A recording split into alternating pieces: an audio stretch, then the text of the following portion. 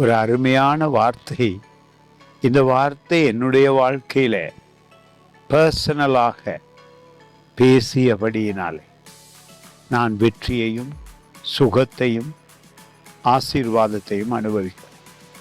கிறிஸ்தவர்களாய் இருப்பவர்கள் அநேகர் வேதத்திலே தேவனை குறித்து என்ன சொல்லப்பட்டிருக்கிறது என்பதை அறியாமல் இருக்கிறார். அதுதான் வாழ்க்கையிலே தோல்வி.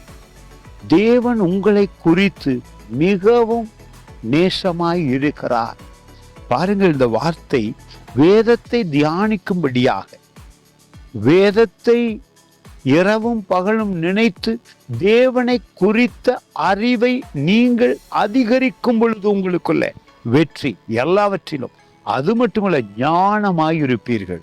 காரியங்கள் அற்புதமாய் ஆசீர்வாதமாய் நடக்கும். பாருங்கள், இந்த மிக முக்கியமான வார்த்தை அடிக்கடி வாசியுங்கள். யோசுவா புத்தகத்திலே 1 அதிகாரம் 8வது வசனம்.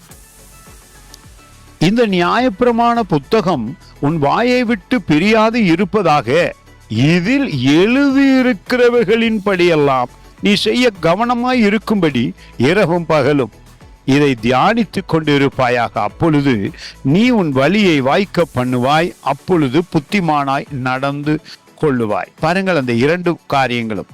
நீ வழியை வாய்க்க பண்ணுவாய், அப்பொழுது புத்திமானாயும் நடந்து கொள்ளுவாய். நீங்கள் புத்திமானாய் நடந்து கொள்ளுவீர்கள் பூமியிலே. உங்கள் வழிகள் வாய்க்க பண்ணுவார் தேவன். காரணம், வார்த்தையை தியானித்து பேசுகிறீர்கள், துதிக்கிறீர்கள். ஜெப வேளையிலே வேத வார்த்தையிலே சொன்ன கருத்துக்களை தியானித்து விசுவசித்து நீங்கள் ஜெபிக்கும் பொழுது அற்புதம் நடக்க ஆரம்பிக்கிறது.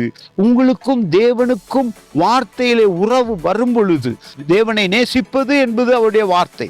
அவருடைய வார்த்தையை படிக்கும் பொழுது அவருடைய குணங்கள், அவருடைய ஆசீர்வாதங்கள், அவர் எப்படி உங்களை நேசிக்கிறார் என்கிற அந்த அன்பு வல்லமையை நீங்கள் புரிந்து கொள்ள ஆரம்பிக்கிறீர்கள். எந்த குறையும் இல்லாமல் காரியங்கள் வாய்க்க உங்களுக்கு தேவன் செய்வார். God bless you.